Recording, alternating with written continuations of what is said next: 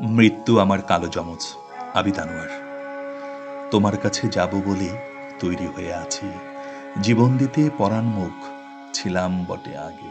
পথ আগলে রাখছে চোরা স্মৃতির মৌমাছি, থাকে তো কিছু অঙ্গীকারও পাওয়ার দায় ভাগে।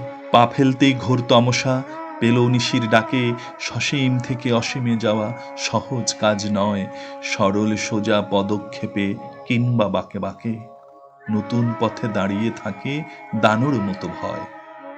আমার সাথে জন্মেছিলে কালো যমজ তুমি, খুব গোপনে পালিয়ে গেলে তখনই পরপারে আমাকে পেয়ে উল্লেসিত প্রীত মর্তভূমি। হেসেও ছিল ভয় পীড়িত আমার চিৎকারে। কান্না ভুলে হাসতে শিখে হাসা কাদার খেলা, পেরিয়ে শেষে আবারও এক প্রান্তে এসে দেখি গোমরা মুখ বালক যেন ছেড়ে যাচ্ছি মেলা। কিছু জীবন নিরেট ছিল, কিছুটা তার মেকি।